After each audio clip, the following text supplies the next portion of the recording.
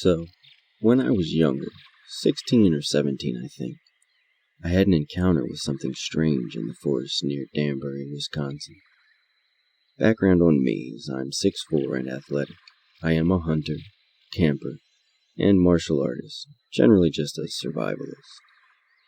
I was naive and didn't give nature the proper level of respect and basically was a cocky teenager who felt invincible. Our cabin had been on Long Lake in Danbury, Wisconsin. The whole area is forested for the most part. I was there on vacation with my cousin and grandparents. I took airsoft really seriously. I wore full BDU woodland with a camouflage mask even. My cousin just wore jeans and a t-shirt. Now, we had a little battle, which I took into the woods where I felt comfortable. We were about 150 meters into the woods when we stopped. Then I decided to tease my cousin. I shushed him and said, "We're being watched." Jokingly, though. Unfortunately, it turned out not to be much of a joke, because I immediately then noticed that the woods were dead quiet, which only happens when a large predator is around. I was on edge very quickly. Next, the feeling of being watched hit hard, so I started scanning the surrounding area. Then I saw it. The whitish teeth are what gave it away. What I saw was the edge of the clearing, about 40 meters from us, crouched and holding onto a tree with its left hand. It was panting and watching us with its ears up. It had reddish-brown hair or fur, and it absolutely looked canine. In my head, it clicked immediately as something like a werewolf. I said to my cousin, "We have to go," and he bolted. I still had my eyes on it when my cousin started sprinting, but then the creature charged. I could hear it crashing through the woods behind us just as we were making it out of the woods. Once back at the cabin, we discussed it. It's still unclear if my cousin saw it.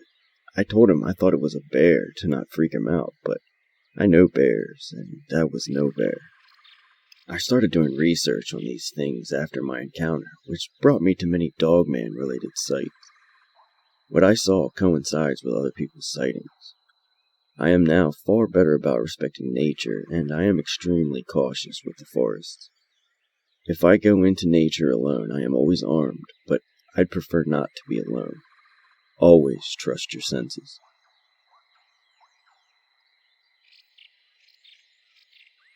I have shared this story in previous places as part of general conversations, but I haven't made an individual posting about it until now.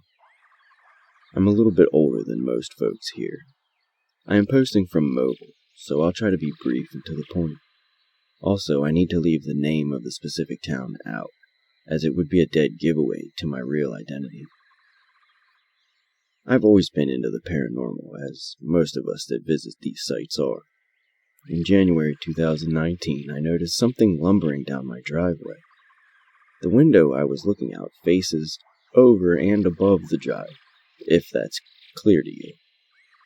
For example, I can see the roof of a car, but not always the bottom of the tires.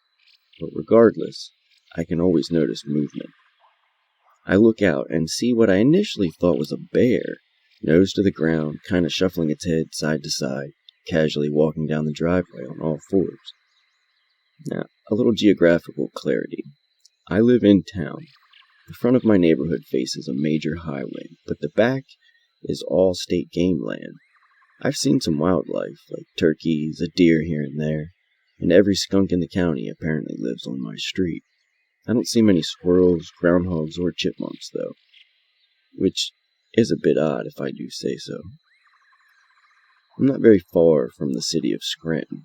It's about 7 miles from downtown, so I'm not exactly in the sticks either. Now, I watch this bear mosey down toward the street, its head lowered. I moved from the living room window to my bedroom window, because that has a full view of the street. And sure enough, here it comes. But something is wrong. I watch this not bear thing stand on 2 legs and casually walk out into the road. I see the pointed ears, the long snout. It's got its head raised, smelling the air. I almost felt pee run down my legs, I was so frightened. This was no bear. I saw it in perfect silhouette under the yellow streetlight. It was either dark gray or maybe black. The yellow light threw off the true color. It stood without effort, looked like one fluid movement.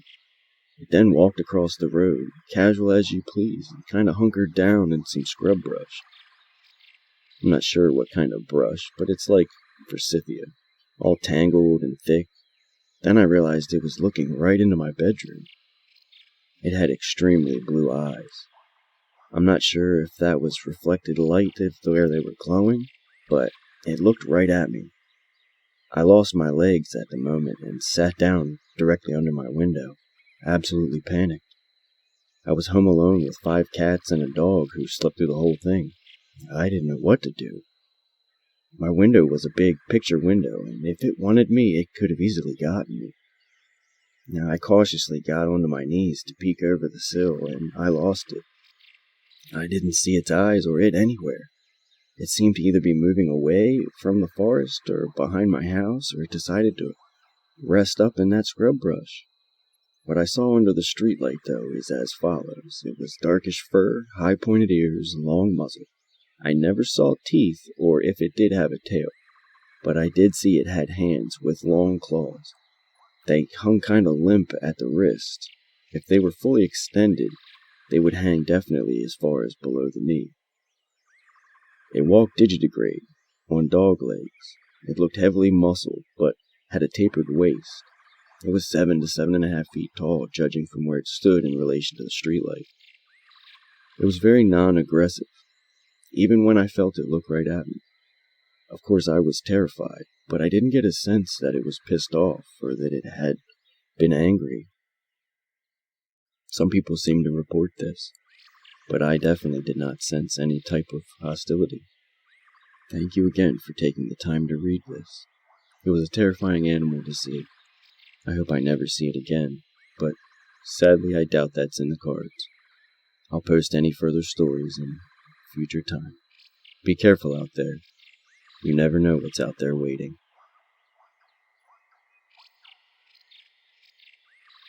Back around 20 years ago, I was visiting my great-uncle in the region around Kerrville, Texas. At the time, he was living in his first house in the area before he moved to a retirement community, near a small set of trees. Those trees were beautiful, really, as is the hill country. I was staying with him and my great-aunt for about a week when we went out for an evening to walk his dachshund, as we tended to do in the evenings just in general. The walk was uneventful as the sun set, just a normal evening complete with the calls of the doves and other wildlife, and the dog just having a wonderful time. Then, suddenly, all the wildlife went deafeningly silent, and both of us froze, as did the dog. I remember having a distinct sense of unease and fear that I could not quite explain, and the dog looking directly in a specific area near a streetlight. My eyes turning to where the dog was looking, there was a creature loping through there, a dog-like thing about the size of a large Labrador Dachshund hybrid. Save on the creature's neck, there was a head the size of a boar, and the thing was loping up and down in a way that fitted that kind of build. It looked hypnotic in a sense, and I was more terrified than I have ever been with anything else I've ever seen. It gave me a visceral understanding of Lovecraft's idea that things that just look fundamentally wrong are terrifying precisely because the proportions do not fit. That thing was powerfully built, too. The upper limbs in particular were very stout, and the dog remained frozen for another few minutes before we moved back to the house. I'm not sure what precisely that was, or if it was even a Dogman, but it convinced me that something like it could exist. The sudden silence that lasted for a few moments even after it left, and the dog just being frozen, without even growling or barking, still sends chills in me whenever I remember it. As my only encounter was something like a cryptid, too, it remained something very vivid in my mind, not just because I know how dogs move. I know what wolves would move like, and whatever it was no natural thing that made any kind of sense.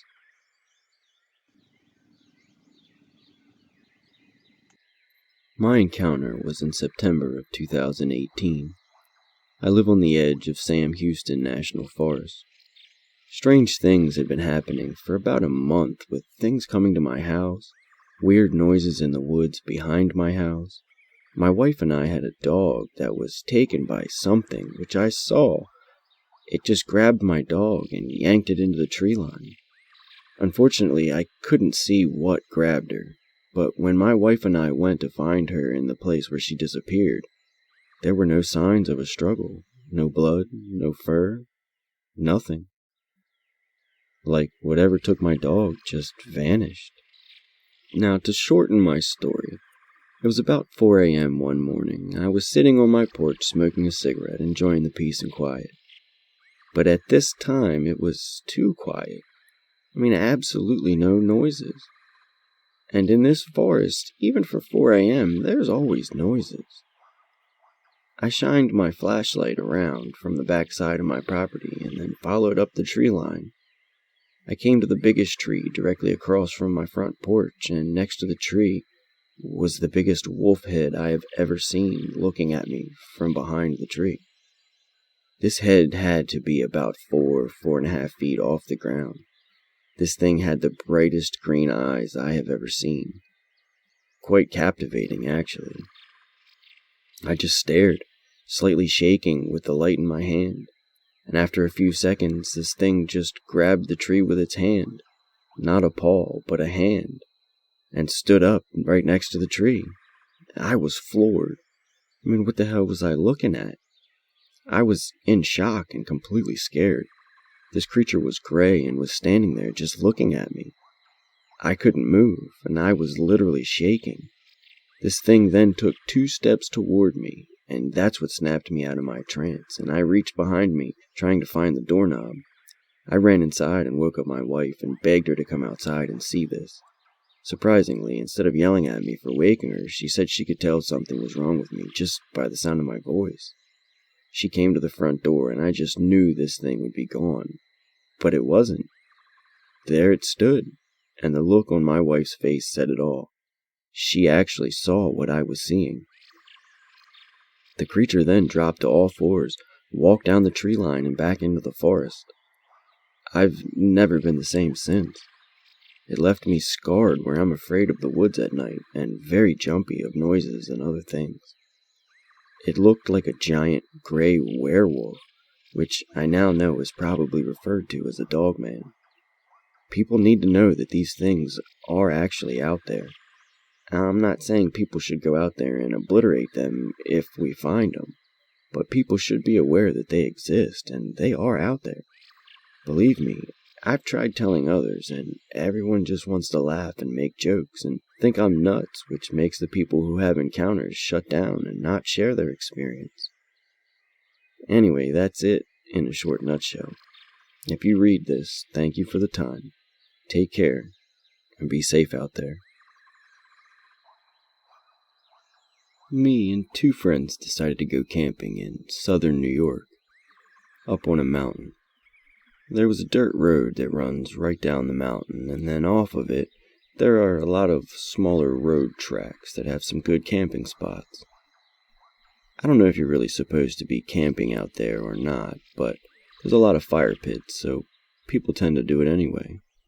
And we set up our tent and got a fire going. We had a couple of beers, and we're bitching about our women, and the sun went down. We all looked at each other because the woods got really quiet. You couldn't even hear crickets. Everything just went dead quiet. It felt like there was a lightning storm coming because you could feel the static in the air and feel the hair on the back of your neck just stand up. My buddy Jamie started saying he felt like the air was humming, and then all of a sudden there was a really deep bass noise and this bright light in the distance that flashed up and lit up the entire woods. It looked like the light was a real big firework explosion for the first few seconds, but it lasted for probably about a minute before it split up into 2 or maybe even 3 other lights and shot back down into the trees.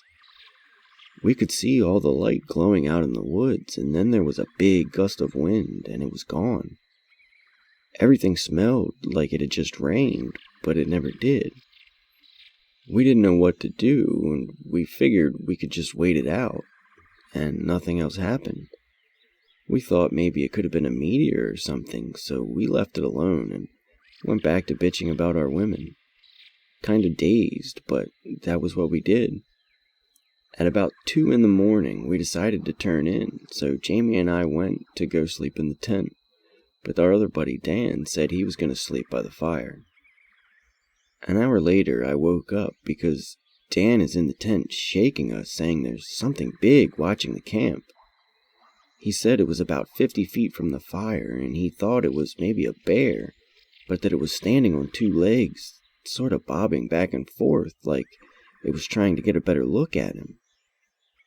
While he was talking, we heard a loud scream. I've never heard anything like it before as long as I've been alive. It sounded like a pig being slaughtered, but deeper, and so loud it made your ears ring. The next thing I remember was hearing 3 or 4 more things come running toward the campsite, and the embers from the fire kicking up and landing on the tent. These things, or creatures, or whatever they were, kept running to the tent and grunting, and then running back into the woods.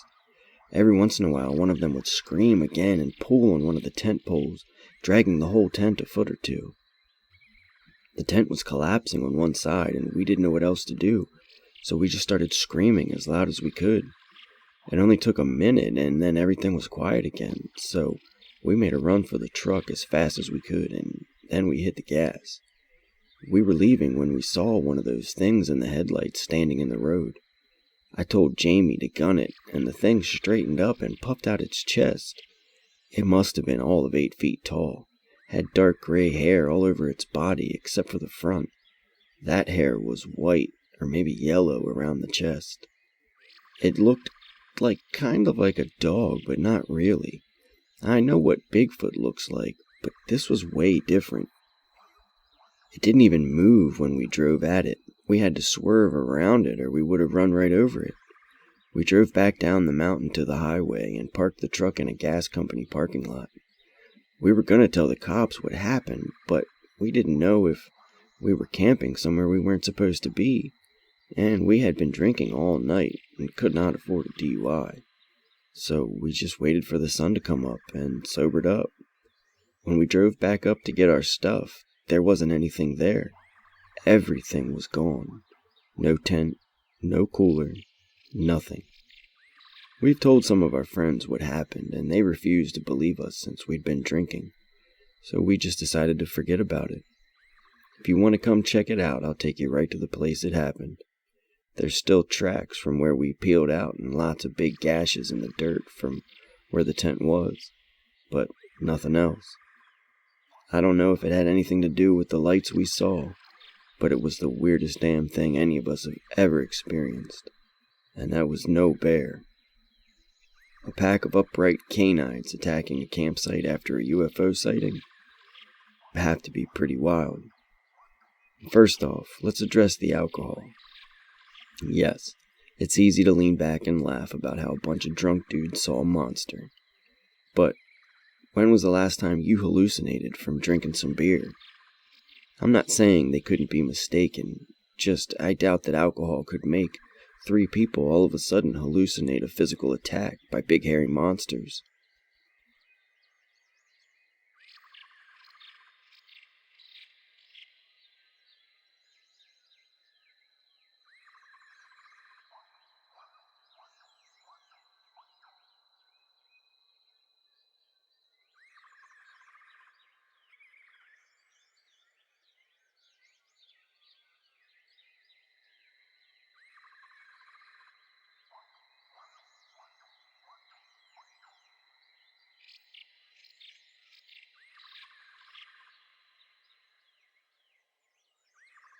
Now keep in mind, I live in the small town of Milford in Michigan, and I've heard some bizarre stories, but I wasn't too sure about what they were describing. A tall creature that creeps on 4 legs until startled, or entering chase, then proceeds to stand on 2. A tall, dark figure that looks like a dog. I thought, these people must be crazy. Deer can do some weird stuff. My friend recently described a story of an encounter of about a year earlier. My friend let's say Sam, went outside to have a smoke around 12 midnight or maybe 1 a.m. in the morning. His yard has a hill that slopes down from his circle driveway all the way to a flat area near his basement door. If you walk out of the basement directly in the front, there's a pond, and to the left is a shed they use. At first, he noticed nothing when he walked out, but as he looked closer, he noticed a dark figure on all fours. He took out his cell phone and shined his flashlight toward the creature. To his surprise, the thing stood up on 2 legs, screeched at him, and then ran off into the woods. He told us about his encounter the next morning and took us to the spot where he saw it. Sure enough, there were dog prints, large dog prints. That wasn't really unusual, though, because he lives next to a subdivision, and we've already helped his neighbors find their dogs 3 or 4 times since they've moved in, so we tried to shrug it off. He then brought me into the woods where the creature ran into, and there was clearly a path that something took to get through. As much as Sam tried to convince me, I tried to say it was a deer. That's until recently. On December 24th, I went for a drive to go to Walmart and pick up some beer just to relax and hang out with friends. Everything was particularly fine. The moon was out so you could see just a little bit, and there was no snow or rain, just a little dampness on the road from a previous rainfall about an hour beforehand. I was on my way back to my house and driving up a curly-hilled road up on top of the hill, the only one in the subdivision, and I noticed something in my neighbor's yard. Now, I see deer in the subdivision all the time, and I've actually hit one on occasion, so I decided to slow down. This thing was definitely close to the same size as a deer, so I didn't have any second thoughts, until I got close and it ran in front of the car. Normally when deer run in front of your car, they either freeze or they just run right by, and there are normally 2 or 3 of them. This was a single case, and when it ran across the road, albeit on 4 legs, it didn't run the same as a deer. When it ran, it didn't lift its head. It stuck low to the ground and looked like it was sniffing something. It then lifted its head and looked more like glared at me, and bolted off to my right, but not before shortly after stopping right out of my view. I could still see the figure standing there, but I couldn't make out what it was. All I could see was it standing on its hind legs, and what looked like staring at me. I kept trying to get my eyes to adjust from the bright of the headlights to the dark of the side of the road, but I just couldn't. It wouldn't happen. When I tried to turn my car around so I could shine my headlights at it, it bolted down the hill and into the woods, all while standing on 2 legs. I still remember the face I saw when the thing glared at me. It looked like a wolf, but was the size of a buck. It was massive, and that was the scariest moment of my life, and I've never seen anything like that before or after in person. I've Googled some information about it, and I found some things about the Michigan Dogman, but I don't want to be classified as one of these crazies. I can still see it standing on its hind legs looking at me in the dark in my mind when I close my eyes. I hope I never see this thing again.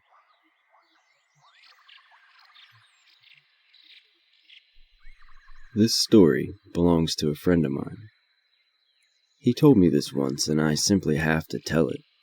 My friend is of the Wakanukse heritage, a Native American tribe who settled the Pacific Northwest coast. He is quite the character. For one, he is a whopping 6'10", and has the blackest eyes you could imagine. He always has this frowning face going on, which makes him even more intimidating. He is everything but a bad guy. In fact, he is the most gentle of giants. He was working at a gas station in Grayland, Washington in 1992, and he pretty much always worked the graveyard shift from 11 to 7 a.m. Business wasn't exactly booming at night, so he was usually watching TV or reading magazines between customers. The area he lived and worked in was deeply associated with all things Native American. There was a potent sense of pride in the surrounding communities, but also a very distinct presence of superstition and old traditions. My friend was no exception. He was a firm believer of the ways of the old. This made his encounter even more terrifying. One night, he was sitting, as usual, watching TV when a customer entered the gas station. The customer paid for his gas, a pack of smokes, and a soda, and then he just returned to his car. Nothing unusual.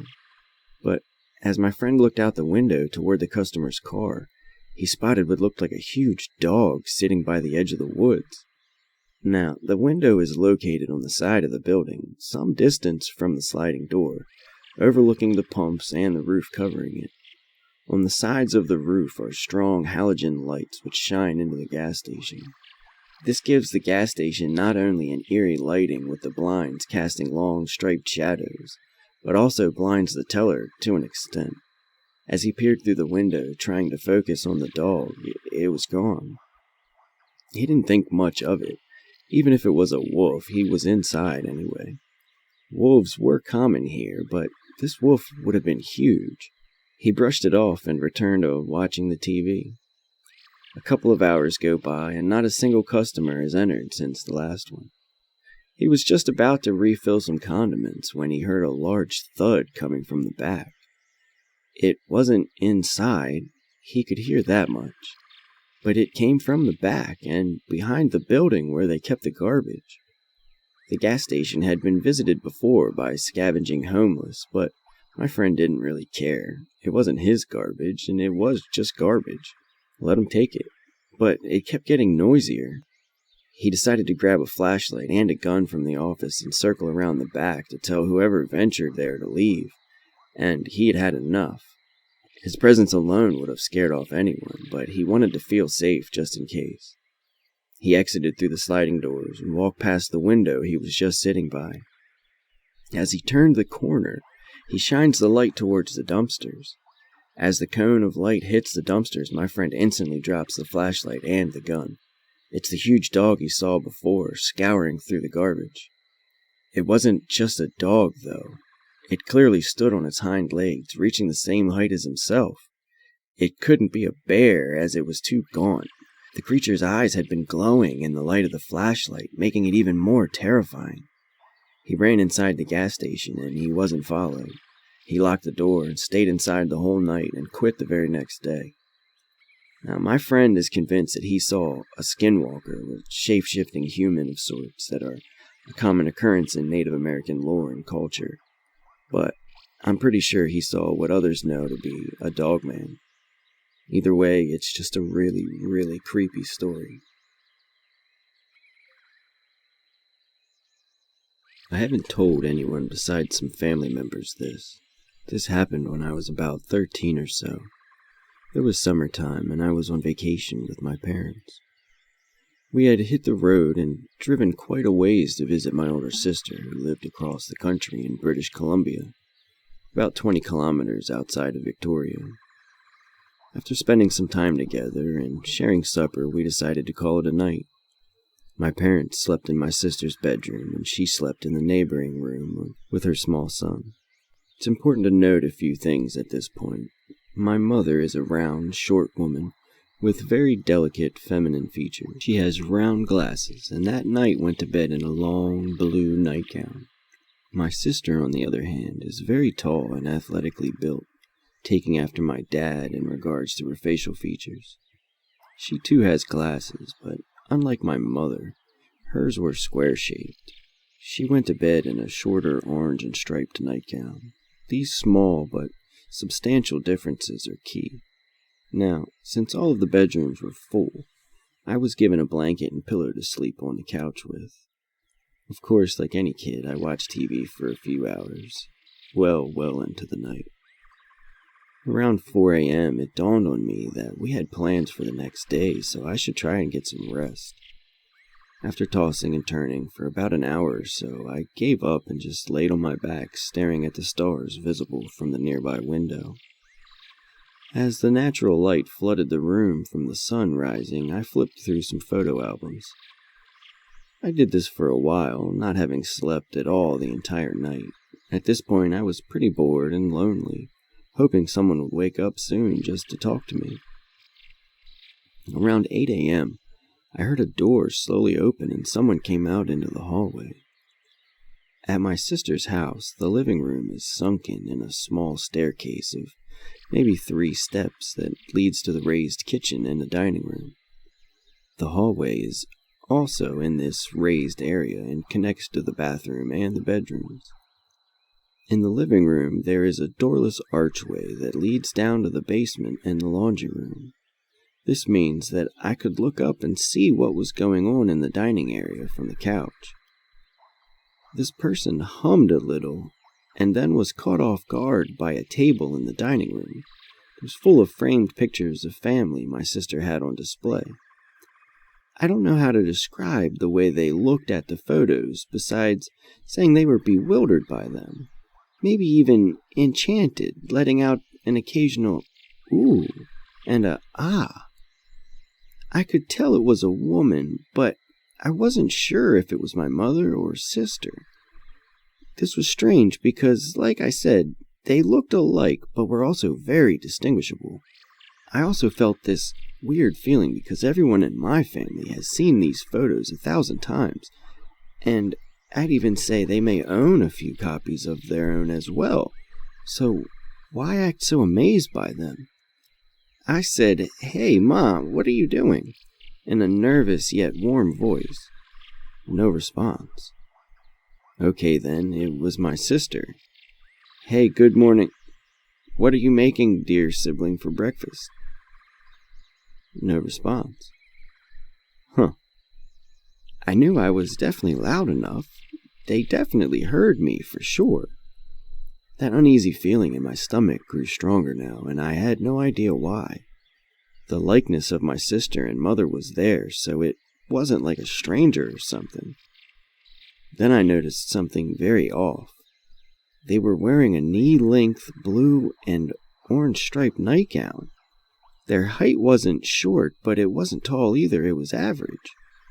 They had a muscular build, but could not be skinny either. The hair was the same color as both my sister and mother's, and so was the skin color. My heart skipped a beat, and I thought, who the hell is this? Maybe someone stayed overnight, but how could they have? I had laid right beside the front door all night. When they turned around and went to inspect another photograph on the wall near that staircase, their face made my heart sink. It was a hybrid of my mother and sister's most discernible features, with glasses that were round on the bottom and squared at the top. Their eyes were not my mother's or my sister's. They were very wide and unnerving and darted all around the walls very quickly, very excitedly. It was as if my mother and sister had been Frankensteined together into one person. Now, my knee-jerk reaction after seeing the face was to scooch my legs in and pretend I was sleeping. I could feel the veins in my neck beating very hard, and my breathing became very loud and labored. Whoever the hell it was came down the stairs and looked around the living room with that same excitement. I don't know how to explain how scared I was as it came closer to me. I thought maybe if I stayed quiet it would pass by me. I was also scratching and pinching myself now in case I was asleep without realizing it. The pain was very real. I was awake. The thing I watched with my eyes squinted took up an interest in a photo album I had left on the table very close to me. Then, probably the worst thing that could have happened. My sister's portable home phone rang. My sister had answered a call last night and had put the phone down on the couch between the wall and its cushions. The thing's face became very alarmed, and it turned in my direction and saw me and became very, very angry. I opened my eyes and looked at its face, and it just stared back. With my entire body trembling, I saw that its eyes were pure black, total darkness, like 2 huge pupils staring right at me and furious. It opened its mouth unnaturally wide and screamed, "No!" Then it turned and darted down the stairs to the basement, where I heard the door slam shut, the whole time yelling, "No, no, no!" I stared at the archway for a long time, shaking and frozen, just digging my nails into my arm, begging to wake up because I was so afraid it would be back, wishing I was only dreaming. I literally could not move because I was so scared to get up in case it came back or was waiting at the arch, and I couldn't speak for the same reason. My brain just abandoned me with fear. An hour must have passed like that where I did not move. It had stopped yelling, and this was for some reason even scarier than when it had been yelling, because at least then I was sure it was downstairs and not slowly coming back up the stairs to fillet me alive.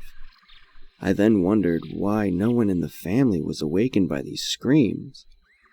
Then I heard the door open again from the hallway upstairs and stared at it, full of adrenaline at this point. It was my mom, exactly herself, in the right nightgown. She was humming as she put on some coffee and started making toast.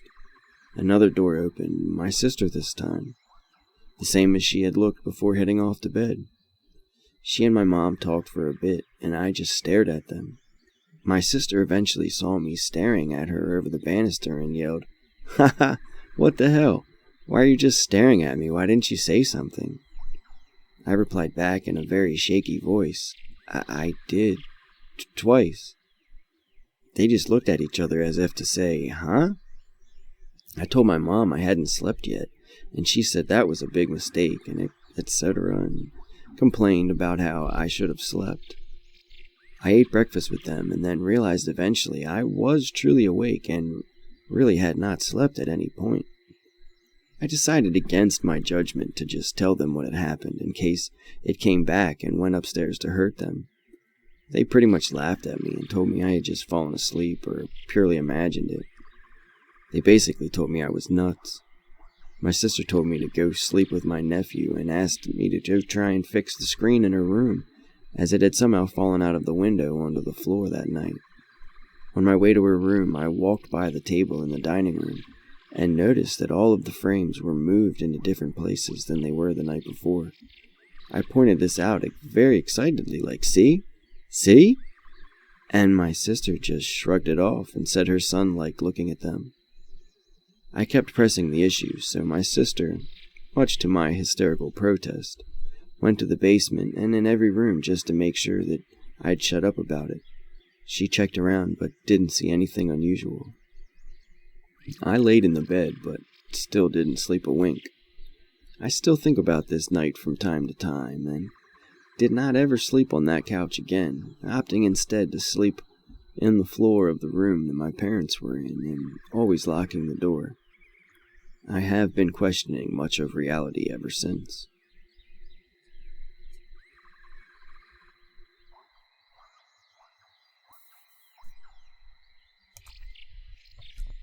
I was adopted into the Navajo family when I was no more than 3 months old from Phoenix, Arizona. I lived in Arizona on the Navajo res my whole life, growing up and learning the language, although I'm not even half or full-blooded. My family dealt with these things called skinwalkers, or skin wearers. The story is about my mother, who was born in the 1950s. When she was small, about 6, she said she used to play with her little 5-year-old cousin on the road while her mother herded sheep with her brother, and her father left on the wagon to get water a few miles down. Her cousin's mother lived near her family, so they had company for the most part. Neighbors lived 3 miles west and 4 miles to the south. I-40, which was about 26 miles to the south also. Dirt roads, and the rural area they lived in was covered in forest, so there was lots of tall pines, cedar, and oak trees everywhere. It's a great place in Arizona, not too far from the New Mexico border, and not too far from Window Rock, which is the headquarters of Navajo land. Anyway, she was playing by the abandoned dirt road. It was just the two of them, far, far away from the house and the main dirt road. They were also past a large number of trees, having the most amazing time by themselves just playing with their dolls. Suddenly she remembers that she smelled something like rotting meat and heard a crunch of sticks and leaves behind her. She looked back towards the large pine tree that was leaning behind her, and under it sat a woman with waist-long, dark hair, peppered with a little gray here and there, who watched them as they played. Wearing a load of sterling silver and turquoise jewelry, she had body paint with black grease that stunk and wore a coyote pelt to cover herself. My mother said she couldn't move and just stared at it as it stared back at her, and by no means was this woman pretty in the least. She was demonic looking, with what could be described as bloodlust in her eyes as they trailed back and forth between my mom and her little cousin. Her little cousin wasn't even aware of it yet because she was playing a little ways up in the mound of sand. Heart pumping and ears ringing. My mom said she was so scared. Her breath felt stolen, and the smell was so heart pumping and bad that she just got dizzy, yet she couldn't move. Finally, she started muttering to her cousin in Navajo, as children spoke Navajo long before English. She said, Vivian, there's something under the tree. There's something under the tree. Run. Vivian looked up, and she saw the lady. Screaming in terror, Vivian burst into tears as the lady watched them, just smiling. Raising a finger and beckoning them to come over, my mom grabbed Vivian and ran down towards the main road, just in time for my grandfather, who was coming back from getting the water with the horse-drawn wagon. Dad, there's something sitting under the tree over there. Something's under the tree. And her father got very angry and immediately yelled at them, Why are you playing way the heck out there? Get in here! And he looked over, and he saw the lady had gotten closer, looking at them. That's a skinwalker! Come on! He screamed, and got back to the house. He went back with the older brothers, but they never found it. There was only one person with hair that long, and that was his cousin, who had no kids and lived 7 miles to the west of them. My mom said she couldn't ever forget seeing that thing.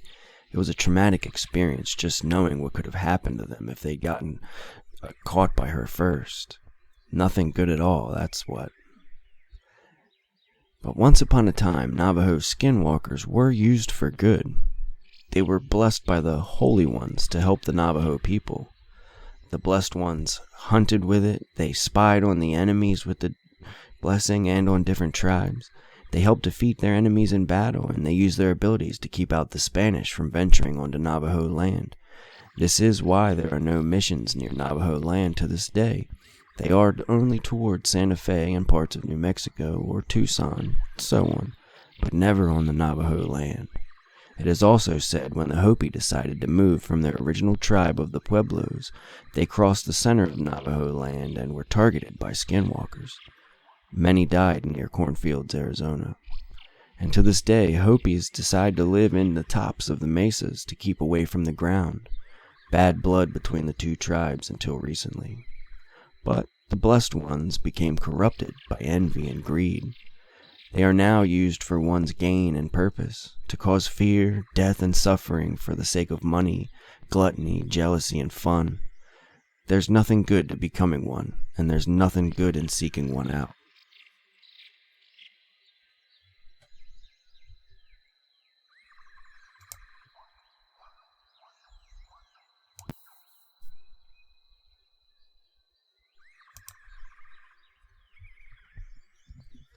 I was visiting my grandparents out in Shiprock, New Mexico during last October to see family and to go to the Northern Navajo Nation Fair that week.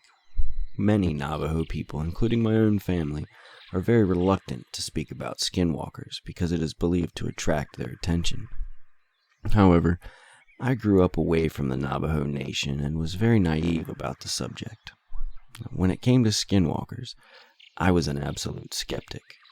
My mom used to tell a story of how back in the 80s, when she lived with her siblings and my grandparents, still in Shiprock, but the southern outskirts, was about how she and my aunt saw a skinwalker just outside their driveway under a streetlight. She described it as a black dog with dirty fur, a twisted noodle-like front leg, and these unnatural eyes with a soft, burnt, orange glow. Me, being my own close-minded self, doubted every word, but I never said my doubts aloud. But these doubts totally changed last year when I went to my grandparents' house. My family and I had just finished going to the carnival at the Navajo Nation Fair, and we were calling it a night. The house was close enough where we could walk home in just about 10 minutes, so we did. When we got there, it was about 9 at night, where we stayed up until about 2 catching up on family affairs and the local news. It was during that time that I just decidedly opened my mouth to blurt out the question, "Hey, are skinwalkers real?" "Guys?" I asked. "You shouldn't be speaking about that," my grandmother said with almost a disturbed yell in her voice. So she and my grandfather both decided to go to bed, almost immediately. After being scolded by my mom, one of my aunts chimes in with a very cautious tone and says, "They're real, all right.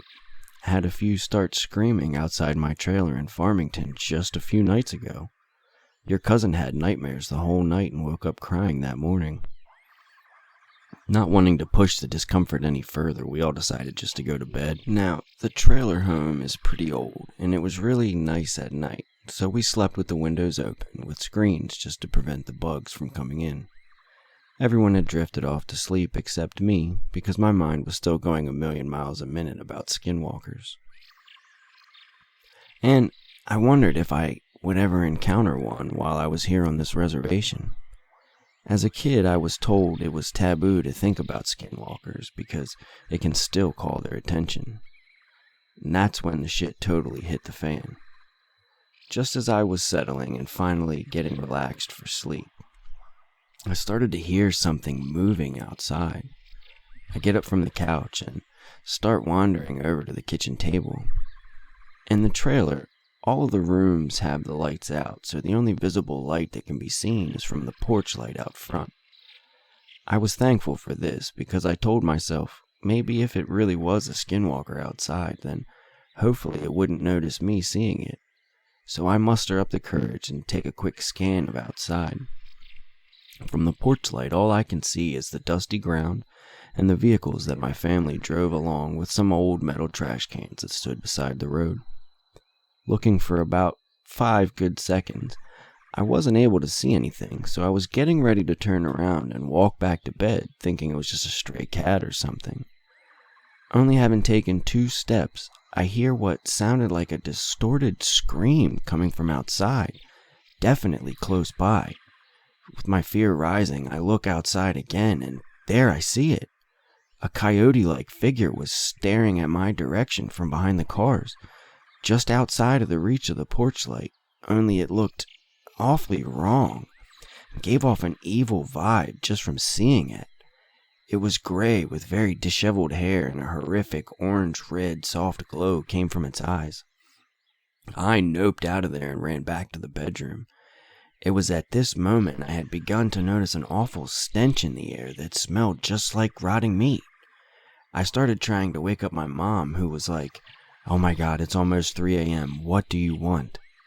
I immediately began in a shaking voice, "There's something scary outside." Then she said, now annoyed because I woke her up, "Ugh, it's probably just a stray animal or something. It's the res. Animals wander all the time at night."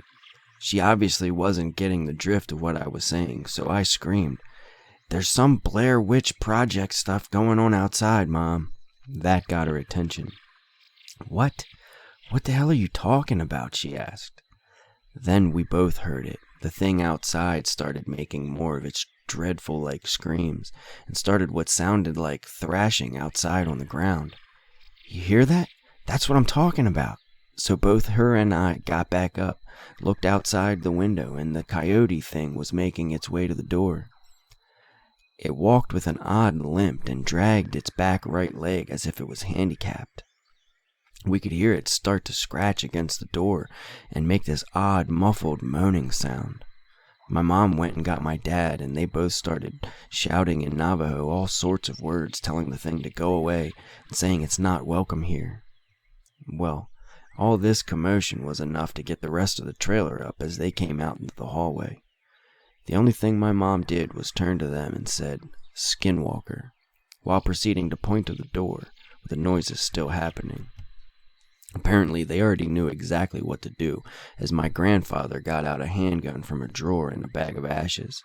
He coated a few bullets and loaded them into the gun and went straight for the door. Yelling out more Navajo that was too fast for me to comprehend, he swung open the door and fired twice. Nothing. The thing managed to escape before my grandpa could put a bullet in it. "That's the fastest one I've ever seen," said my grandpa. Next thing you know, my aunt and my parents are freaking out about what just happened, saying stuff like, "What if it comes back? What if it comes back tomorrow?" And things like, "It saw us. Does that mean we're targets now?" Afterwards, my grandparents calmed everyone down, myself included, saying we'll all be fine, and we all went to bed. Morning came, and my grandparents called one of the neighbors and explained what happened. Apparently, one of them was a medicine man and used to partake in Ye-Bi-Che's Navajo ceremonies, which they were used for healing and curing sicknesses. He came over to bless each family member and the grounds outside. So, today, I'm very convinced that what I saw was a skinwalker. I still plan on going back for visits to the family and to the Northern Navajo Nation Fair. I just adamantly hope that I never have such an awful experience like that again. I decided to join my bestie, Karen, for a 3-day stay at her grandmother's place on the res. Her grandmother lives near a place called Tuba City, Arizona, in the middle of nowhere but surrounded by rural homes. We go to college together, and I was kinda interested to know about Navajo tradition. The first day we stayed, it was pretty chill. Nothing out of the ordinary, but then her grandma, not that old, only about 67, said that a stray dog came out of nowhere and just wouldn't leave. To me, it did act kinda strange, and it was ugly looking. Black, shaggy coat, looked like a mix between a German Shepherd and a lab. That night, we were watching a movie in the living room. They had big windows that looked out in the front where the cars were parked, but it was nothing fancy. With the curtain wide open, the grandmother was in the kitchen cooking dinner, and we were watching the movie. Next to the window is a medium-sized bookshelf where the DVDs were kept. Karen went to put back a DVD that we had just watched, but she freaked out because that stray black dog was staring at us through the window, standing on top of the wood box outside. Not something normal dogs do from my point of view, or hers. Usually, my dog, which is a house dog, scratches the door to be let in. Now, res dogs aren't house dogs, and dogs inside houses are frowned upon in Navajo tradition. They're meant to protect the house and the owner from the outside. The other dogs seemed to stay away from it. Karen opened the door and yelled at it to get off the box, and it ran off behind the shed immediately. We went to Tuba City to get some groceries, and we came back to the house. The dog was nowhere to be seen, nothing unusual. Grandma went to visit some people, so it was just Karen and I. At about 5 o'clock, we heard someone trying to open the door. Both of us looked out there since there had been no car heard and no dogs barking. Looking out the living room window to the door, and there was this dog, again, trying to open the door with its paws. 2 paws wrapped around the brass doorknob, standing on its hind legs. I thought that was weird, but wasn't really as freaked out as Karen was. She opened the door and chased it off. The grandmother came back later, and Karen told her. The grandma didn't act like she enjoyed what she was hearing, but didn't seem too freaked out. So we got ready to sleep, and we slept in the spare bedroom since it had 2 beds. One window with curtains was opened a little. We turned off the light, but there was a sound coming from on top the roof, like pitter-patter footsteps and scratching sounds and panting. It sounded like it jumped off onto the large plastic water barrel they had. At first we heard what sounded like barking, but as it grew louder, the other dogs seemed to be barking at something also. All of a sudden, something was running around the house barking, and it was no dog. Nope, it wasn't. This barking sounded human. A deep male voice barking like it knew that we knew it wasn't a dog, like that human sounding woof, woof, woof, ruff, arf, just like that, adding the W's, the R's, and the A's, then panting again by the window. This is when we really started freaking out. Karen decided to, in my opinion, this was stupid, but She opened the curtains to look out, and there was the stray dog on its hind legs looking into our bedroom, but this time it stunk, and what I thought were two black holes in the neck were another pair of eyes where they were twinkling. Think of those ugly, glossy spider eyes staring at you. And the paws were deformed-looking hands with overgrown, somewhat thick and sharpened fingernails.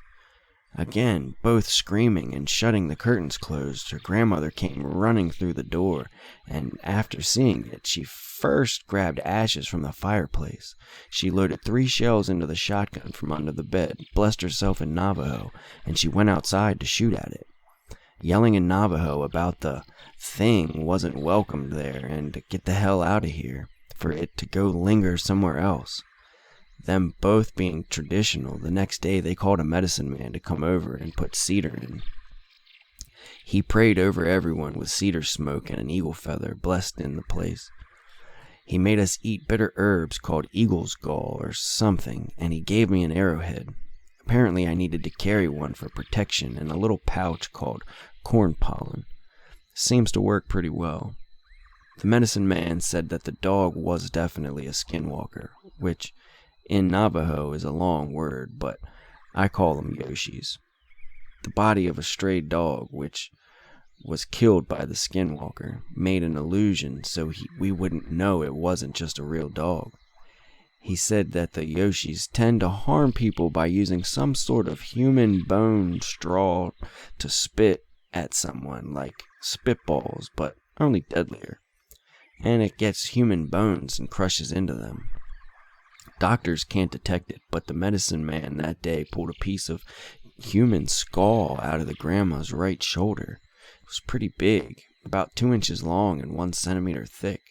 It was definitely real, and I watched him pull it out of her. That was intense. Now, I've seen those fake shows on television where the medicine man does his fake ceremony and pulls out some chicken parts. This was nothing like that. I was right there. I could have touched it if I wanted, and it was completely real.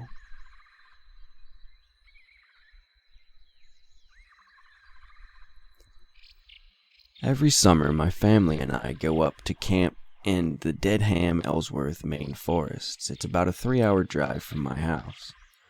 The camp itself is about an hour from the nearest town.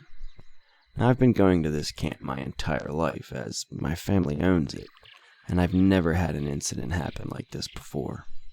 I was watching TV in the middle of the night. Both of my brothers and my parents had gone to bed. I heard a noise coming from the kitchen and realized that the dogs needed to go outside to do their business. So I took my brother's 2 pit bulls and my Affenpinscher, which is a tiny dog, outside after turning on the porch light. I walked around to the front yard and I let the dogs off the leash. It's so incredibly dark in the woods in Maine that the porch light really only illuminated the porch and nothing else, so I tried to keep an eye on them. I was momentarily distracted when I saw a loon, which is an interesting wild bird out on the lake. When I looked back, I saw that the pit bulls were both looking at something in the woods. Now, I couldn't see what it was, but I assumed it was a squirrel or a raccoon. It was then that I realized I didn't see Alfie anywhere. She's an awfully small dog, and she's completely black. I called for her a few times and heard some soft whimpering.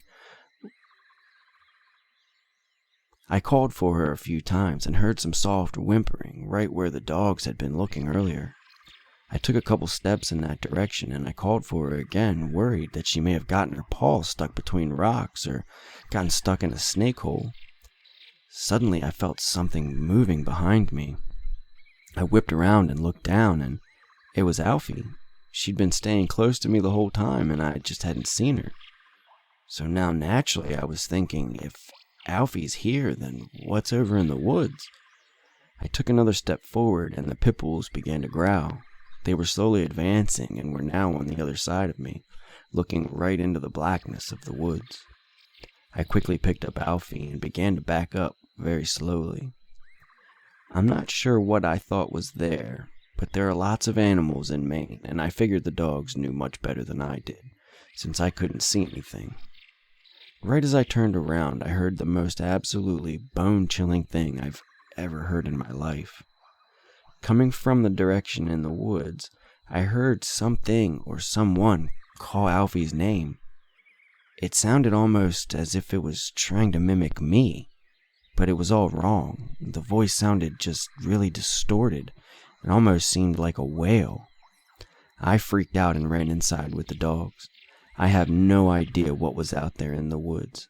My camp is essentially a log cabin looking over a lake, and our nearest neighbor, who also is family, lives at least a half a mile in the opposite direction of where this thing was.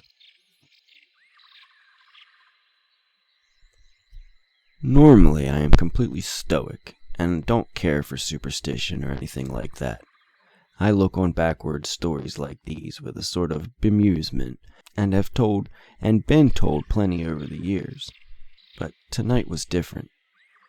Now, I'm a grown-ass man, but moments ago I just started sobbing uncontrollably and got so nauseous I threw up my dinner. I don't know what's going on, but after reading about some of these encounters, it was like something clicked, and I just started remembering. First, it was a little background where I was a weird little kid, but incredibly full of energy and supposedly really smart. I loved spending all day outside, roaming the foothills, getting lost, finding my way home. I was basically totally fearless, and it really pissed my parents off because, of course, they would get worried sick about me if I didn't come home on time or even until after dark. I loved exploring, finding the hidden places and searching for interesting bugs and animals. My parents were convinced I was going to grow up to be some scientist of some type, yet I had a sort of lack of respect for authority, and my constant failure to return on time resulted in some pretty serious groundings. Now, my solution was to stop going out in the daytime and to start sneaking out at night. My nocturnal adventures began when I was about 12 years old. My range quickly increased from the neighborhood to the nearby golf courts, then to the deep woods outside of town. I would sneak out around 12 a.m. and try to be back by 4 or 5 a.m., just before my dad woke up. I would use my morning shower to clean up, then stumble off to school, pretty much like a zombie. Needless to say, my grades suffered, and discipline measures became even stricter. Still, nobody could stop me from sneaking out and having my adventures in the night. This went on for years, and I never felt afraid. Even when the cops were called on me occasionally, or someone shot off a warning round, or when a huge buck stared me down after I stumbled upon a bunch of deer bedded down. I even heard a cougar scream once, pretty close by too. That got the heart pounding, but I never felt true terror. A sort of startled alertness maybe, but the total dark wilderness never held any power over me. I felt powerful and vital, like I was doing something no one else does and conquering something that was unassailable for others. Until one night. Now, tears are coming to my eyes right now, and a chill is running up my back as I type this. I never remembered fully what the event was that made me suddenly, utterly stop my exploration and totally shut myself inside, but reading these stories has seemed to open the door to something truly awful in my mind. I'm going to try and explain what I saw and felt and heard now, and you can draw your own conclusions. It was a very normal, early summer night. Cool, no breeze, clear sky with the stars and moon outshining so brightly that after getting used to the dark, you could make out shapes and shadows fairly well. A perfect night for an adventure. I snuck out with my usual routine and quickly jogged out of the neighborhood and past the golf course. I had somewhere in mind where I wanted to go, and my plan was to head down a dry creek bed deeper into a small valley that I hadn't really been before. Everything was going just fine, and it was exhilarating to be going somewhere new and breaking a new trail. I didn't get very far into the woods that night, though. Total silence was what made me stop. I remember it very clearly. Usually it was quite noisy, with crickets and other insects so loud that it was almost annoying at times. but I encountered an area of complete dead silence, with only the sound of the breeze flowing through the pine trees. It was so odd and so sudden that I just stood stock still, waiting, how I usually did, for some clue as to what was going on to present itself. Instead, an awful sensation flooded my body, a sort of welling dread that made fine hairs on my arms and legs stand up, and on the back of my neck, too. It was electric and torturous, sheer utter terror. Then the scream happened. So close, I thought it was coming from right above me. It's the worst sound I've ever heard in my entire life. It wasn't a cougar. I know what those sound like. It was a long, pealing, horrendous wail full of mind-bending hatred. In that moment, I was sure I was about to die, that I had made a terrible mistake and now I was going to pay the price. Something was moving in the dark shadows of the sparse pine trees right in front of me. Not moving like any animal, not a deer or even a bear, both of which I had encountered before. A lurching motion of 4 limbs with a shadow the size of a man. It was coming towards me. I was paralyzed. I couldn't move.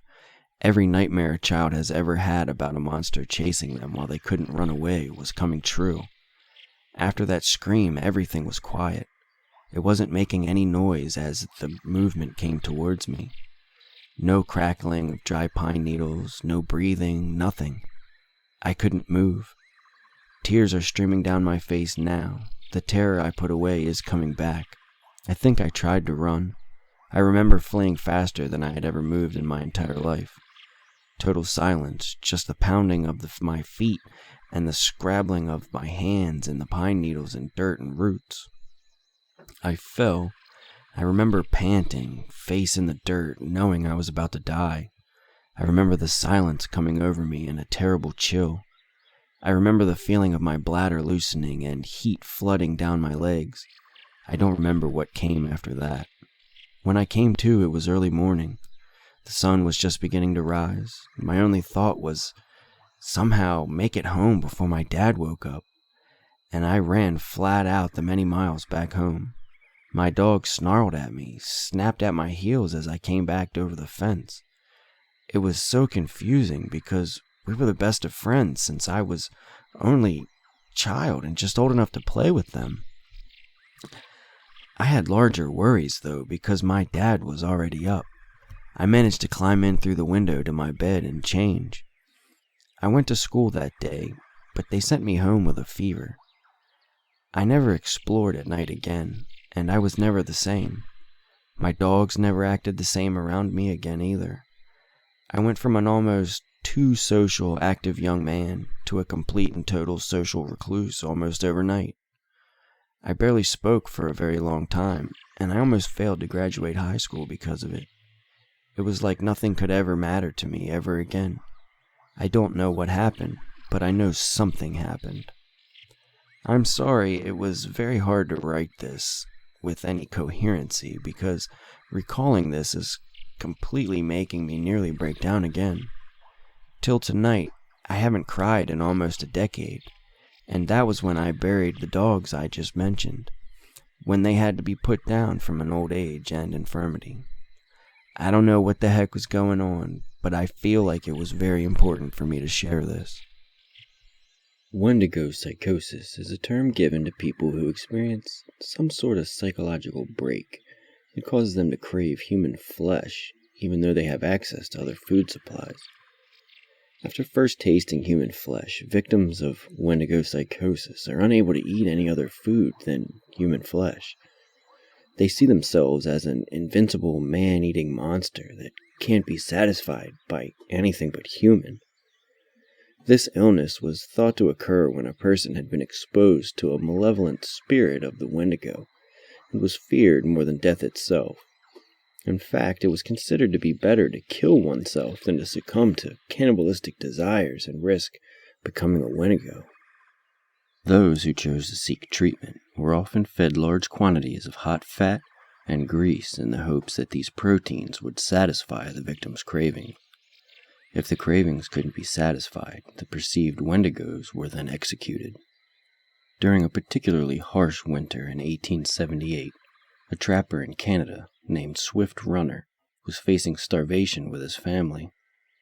It is still unclear if his eldest son died of natural causes, or if he was sacrificed to feed the family, but we do know that the family resorted to eating the body of the son to evade starvation.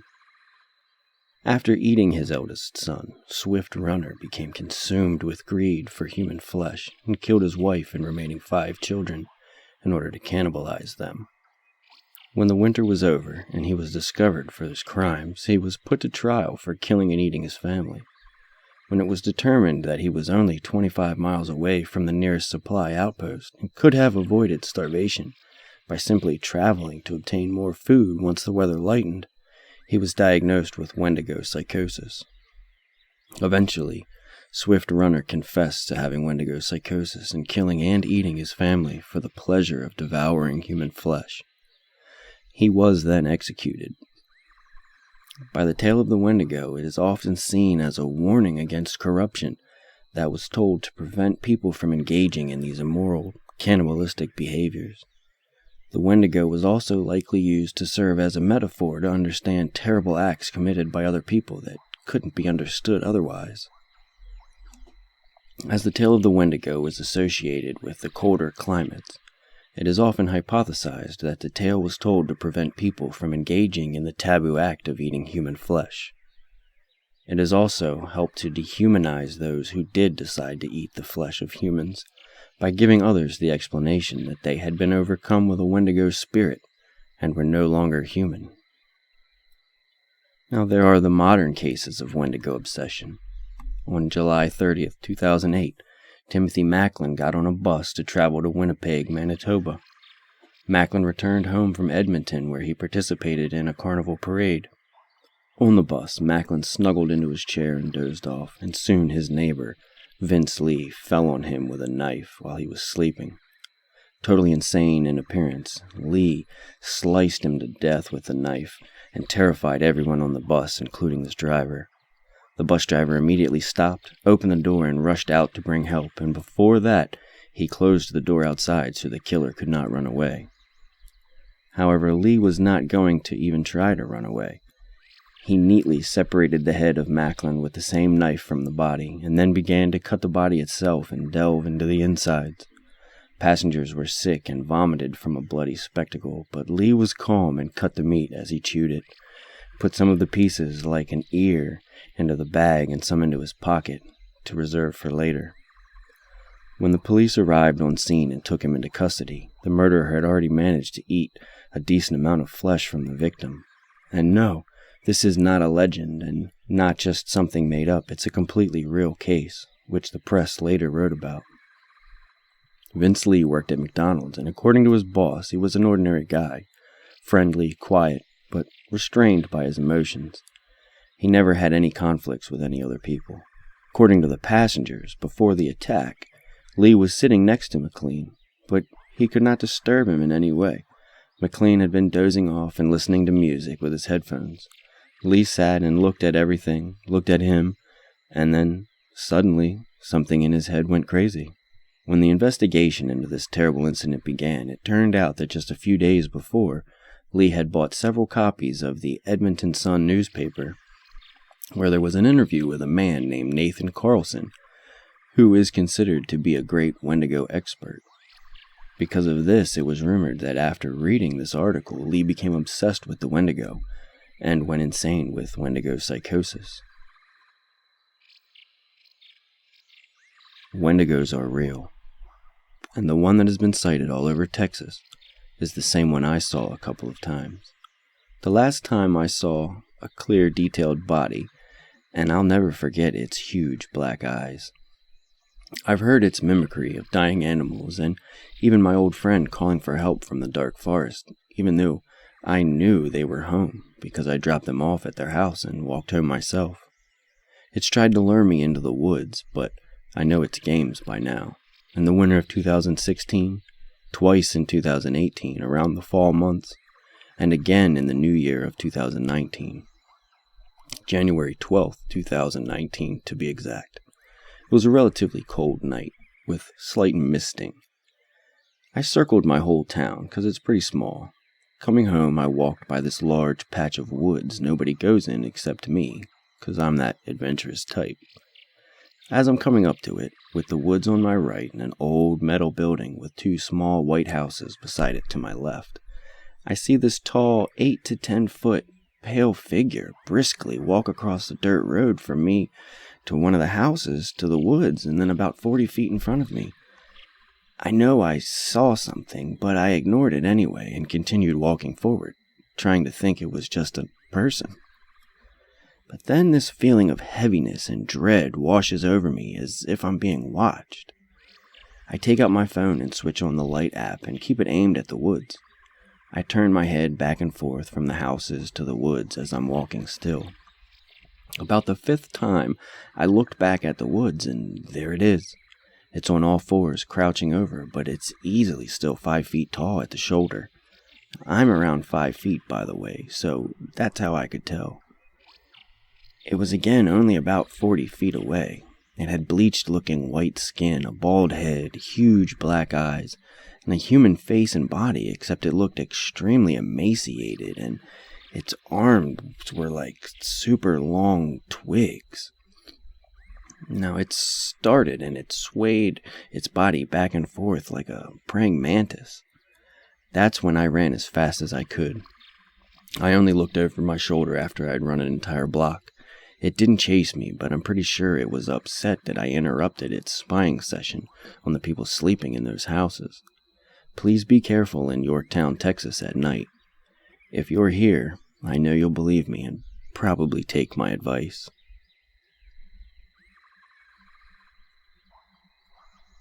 There is no easy way to tell the tale of facing a Wendigo. I won't give my name away, so my name will be Alex, due to the severity of this story. Before you read on, know one detrimental detail. This story is 100% true, without over-exaggeration. So please, without any further wait, let's begin my horrifying yet eye-opening experience. On September 13th of 2016, I was driving up the Bighorn Mountains above Buffalo, Wyoming. Just like every trip, I packed accordingly. 2 bottles of water, 6 Nutri-Grain bars, and my loaded handgun. I drove up 4 to 5 times per week, never worrying on any ghost stories or monsters. As far as I knew, these mountains were harmless, besides predators seldomly seen, and the normal weather interference. But something in me changed on September 13th. Instead of going to my usual neck of the woods, I went to a remote campsite known as Hedger, 15 miles up from town. It's a beautiful place where if you cross the fence, you can climb to a peak and oversee for days. As I was looking over the majestic snow-covered landscape, I saw a tall, slender figure marching through the blanket of powder. Now, normally, I would drop it as a hunter on the move, but Hedger was far from any known hunting locations. To this day, I wish I would have packed up and left. I wish I didn't peek through my binoculars, but sometimes securing curiosity is the only safe option. I'll never let myself forget the moment I peered through the cold glass over the winter plateau. As I focused my lenses and the figure came to clarity, I dropped behind the rocks. It was looking back at me as if it could see me. That would be impossible for a human. I was over 1,000 feet away and more hidden by a rock than anything else, and we were within the tree line. I peeked back up, using only the top of my head to look again. It was just standing there, sniffing the air and staring straight at me. My heart sank and I couldn't move. I was frozen in fear. About 200 feet behind me was a small rock cave big enough to squeeze into and deep enough to hide in the dark. I slowly made my way, inching backward. I took one last look and noticed that it was sprinting towards me. I moved as fast as possible to the hole and tucked in. The moment I made it, the creature was standing feet from where I was. Its skin was damp in appearance and completely gray. It also had long hands and fingers to match that turned into dagger-like nails. I cupped my mouth to hide my breathing, which became a challenge due to the cold. but as I moved my hand, a rock tumbled. I looked down at the rock just to look back up and see its cold eyes peering through the hole. It was almost as if it couldn't see me, but it knew something was there. I stood still as a statue. It reached in and almost grasped my pack. After 5 minutes of forever, it gave up and took back to sniffing. I waited there in shock, and a daunting weight of fright casting over me every moment in the passing. It quickly got dark as night fell, and it finally wandered off. I waited until I felt assured to poke my head out. I took a long look around and saw nothing, not even a footprint. I took time in watching my steps to stay quiet and made my way back down to my car. I used my key to unlock it rather than using the button lock. I got in and sank down and took a last look around. I finally found courage to crank my car and began to drive down the trail to the main highway. As I was just about to turn around, I saw it. It stood as tall as the trees and stared at me. I hit the gas and fishtailed, but I made it. As I reached the main road, it was in pursuit, and it was keeping up. After a few miles, I looked back, and it was gone.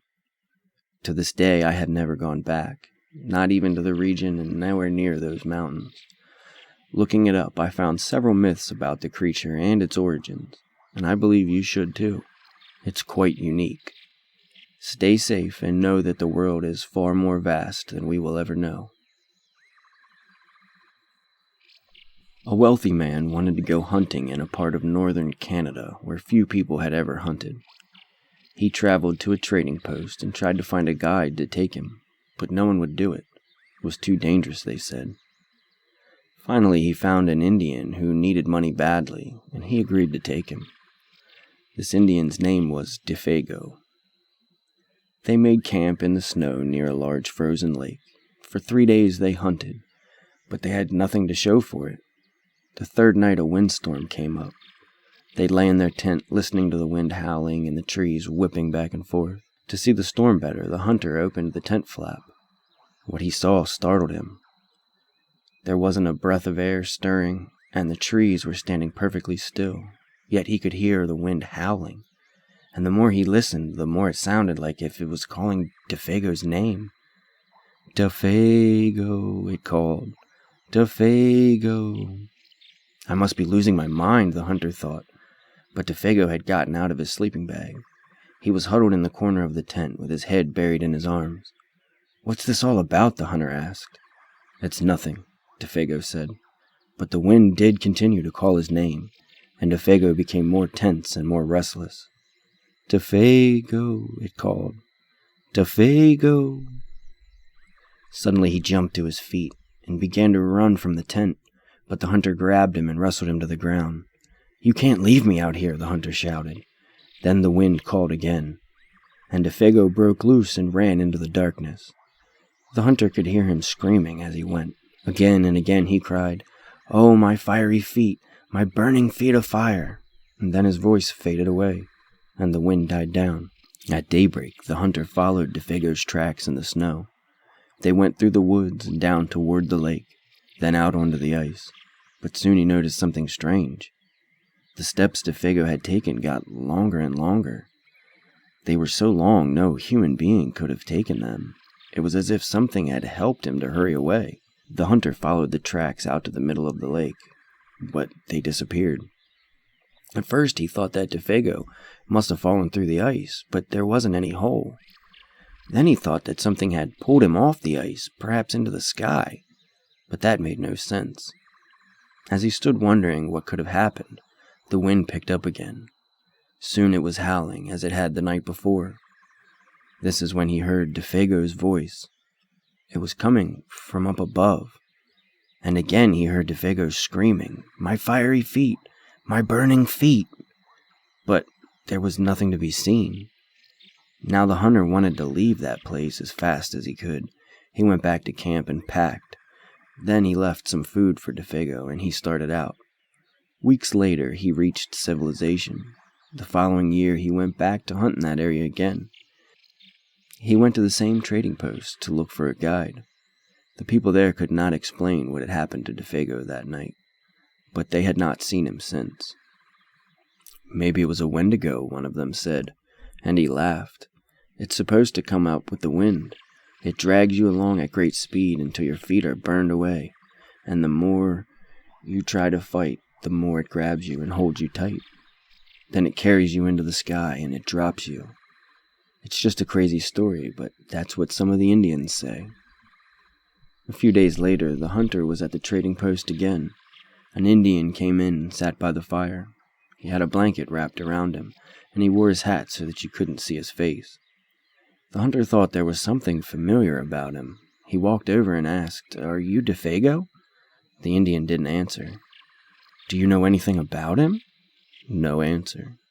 He began to wonder if something was wrong, if the man needed help, but he couldn't see his face. Are you all right?" he asked. Still no answer. To get a look at him, he lifted the Indian's hat, and then he screamed. There was nothing under the hat but a pile of ashes.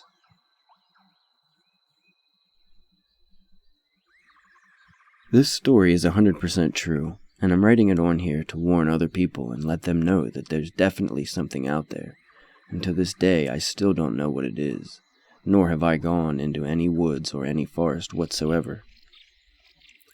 If you don't believe me, that's completely fine. Read this as a fun story at your own expense. But for those of you out there with an open mind, or if you've seen something yourself, just know you're not alone. And just typing out and remembering this account is causing me to shake with anxiety and pure fear. First off, I am a girl and live in North Carolina of the United States. I was 15 at the time of my encounter and was definitely not a believer in anything supernatural, paranormal, or anything of the sort. It happened while I was at a local summer camp. There was absolutely nothing special about that day. No weird lights, people, animals, sounds, or anything else. It was just the same camp schedule as I'd grown used to in the last 2 weeks that I'd been there.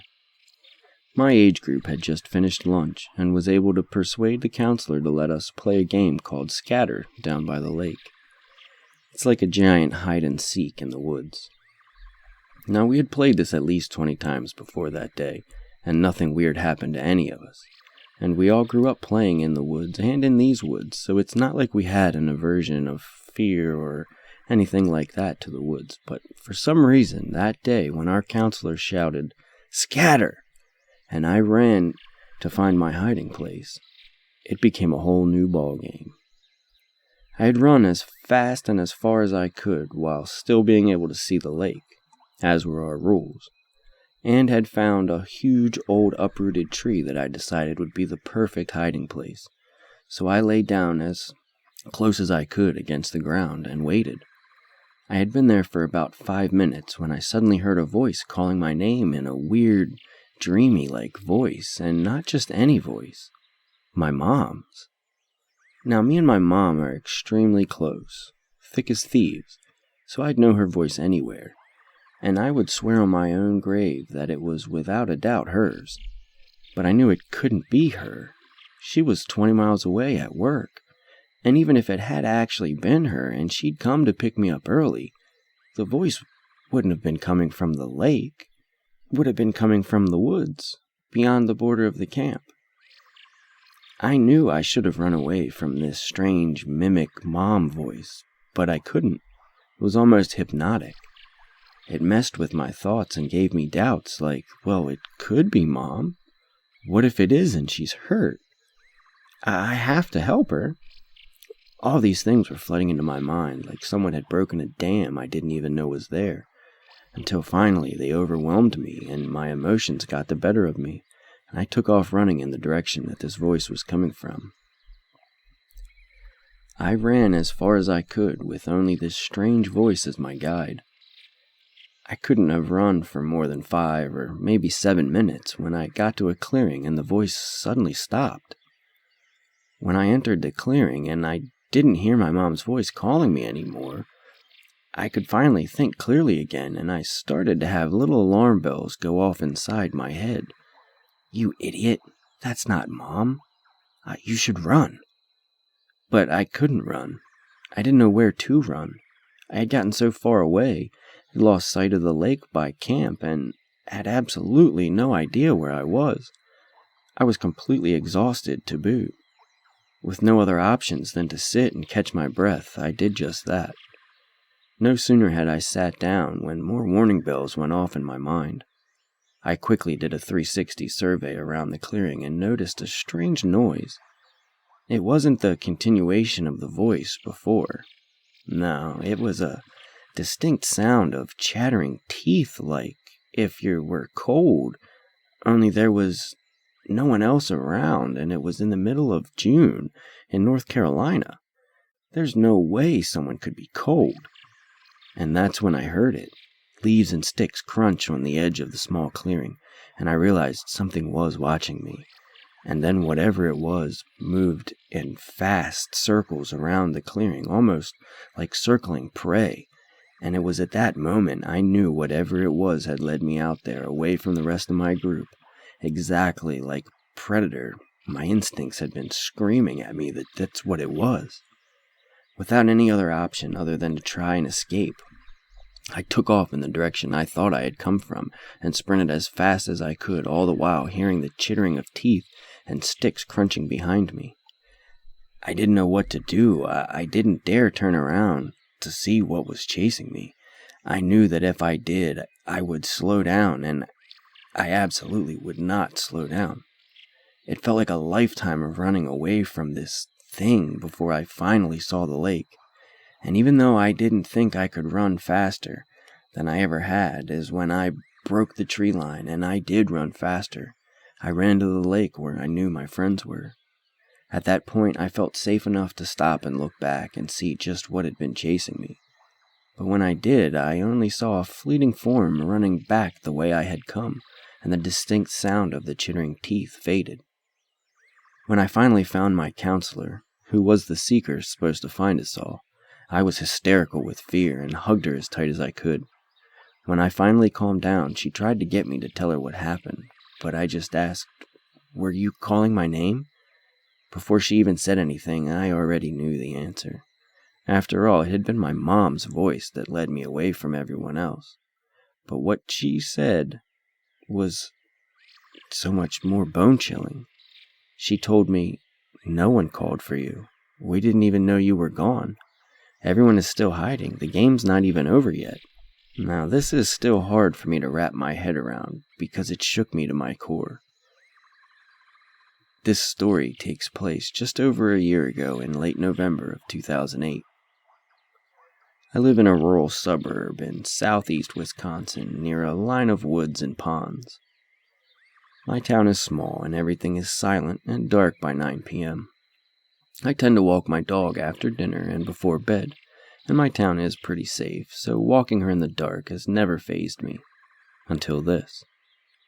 I live in an apartment complex that is on the end of a residential street, so most of the street is just older houses. One night, while walking my dog, around 10:30 p.m. I think, when I saw someone or something on the front lawn of one of these houses.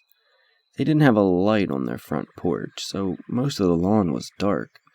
But with lights from the surrounding houses, I could see a figure standing in the middle of their lawn. It was very tall and extremely skinny, almost as tall as the roof of their ranch, because even standing in the middle of the front yard, it looked almost as tall as the house. It was standing on its hind legs, but had antlers or some type of tall ears like a bunny, and its arms and legs were abnormally long and stretched to the bone. The moment I saw it, my body froze, and I had that feeling that you only get when you're near immediate danger or evil. Now, for context, I do love the supernatural, paranormal, and even true crime. I've lived in a, without a doubt, haunted house, and frequently go on after-hours explorations of known haunted houses. And I have seen and experienced many paranormal events. That feeling is undeniable once you are familiar with it. So this tall, lanky creature is standing there, and I can't see its face, but by its positioning, I know it has noticed me. My dog, who is normally aware of every living creature from a mile away in a snowstorm, is completely unaware of its presence. It felt like longer, but it was only a few seconds before this creature jumped straight up in the air. And I mean straight up, not forward. And it bounded to the back of the house in 3 large strides. It didn't make a sound, and the way it jumped and moved was unlike any animal I've ever seen. The closest I would akin it to would be like a deer, but it was on its hind legs, and it had the body and features of a stretched-out human, but with antlers or maybe tall ears. I felt stuck and almost hypnotized by the whole thing, but I came to my senses enough to call attention to my dog and turn around to head for home. Behind all of the houses on the side of the street is woods, and some of the trees wrap around between this house and the neighboring house coming back towards home. We turned around, my eyes glued to the trees, and when we got to the middle of the houses, I could see 2 eyes watching me between those houses. The presence and overall weight of the feeling this whole encounter gave me still sticks with me clearly as the night it happened. I can remember it all so vividly and still feel the weight.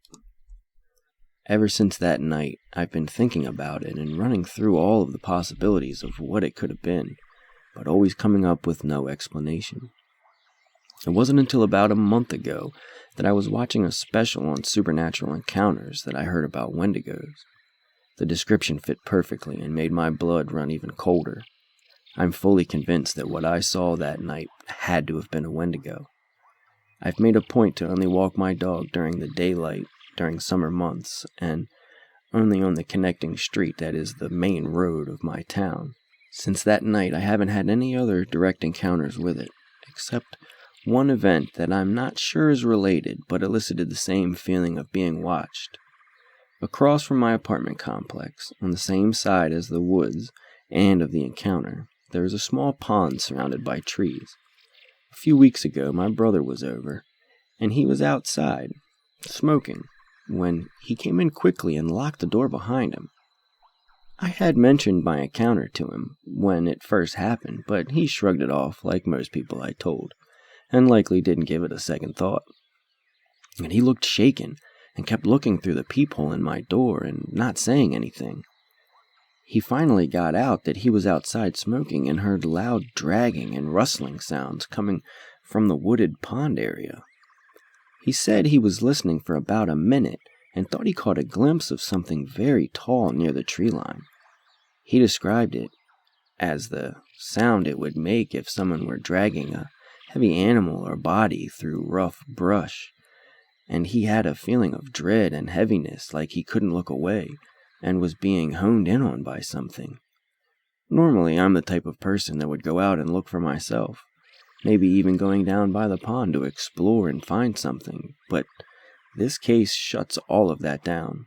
There is something viscerally evil about this creature that not even I care to explore further. I've tried telling people in my life about all of this, but, as most people do with this type of stuff, none of them have really put any stock into it except for my brother, now that he's had his own experience. I'm of the mind that things beyond our comprehension and everyday scope absolutely do exist, and this is one I won't be messing with or going on adventures to see again. Legends and beliefs do exist for a reason, and this is one I don't want to mess with. So, Wendigo in my neighborhood? Let's not meet again.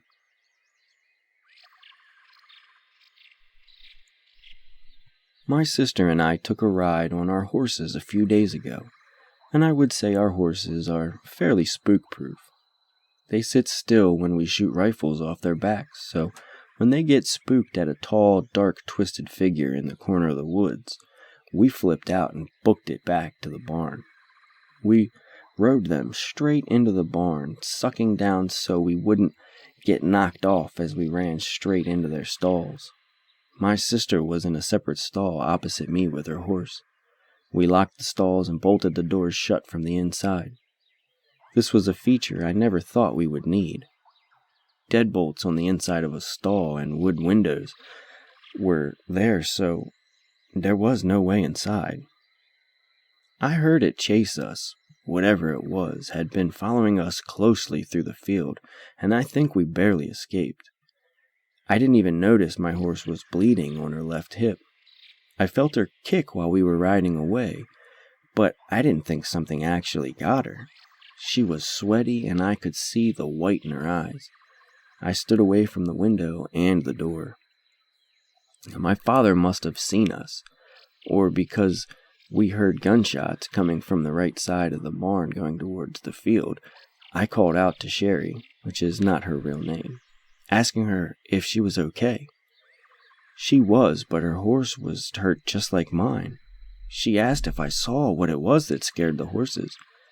I told her I barely saw anything, but to be honest, I still don't know what it was. But it was thin and dark and it smelled rotten. It left claw marks deep in our horses' backsides. They'll have matching scars, but I don't think they'll let us take them back to the woods. They haven't left their stalls for days. My dad described it as a really mutated and mangled dog person that he shot at when it started to run towards the barn. He made it bleed, but we haven't found a body.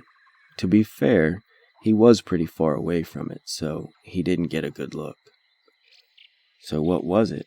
I've heard of Skinwalkers and Wendigos, so I thought I'd post my story and ask.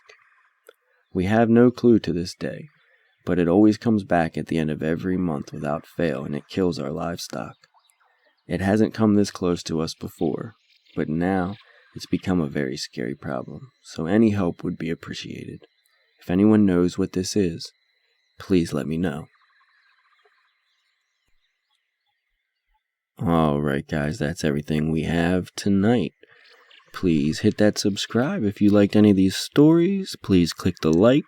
Definitely don't forget to hit the bell icon so you don't miss a single episode. They come out every Wednesday. I will see you guys in the next one.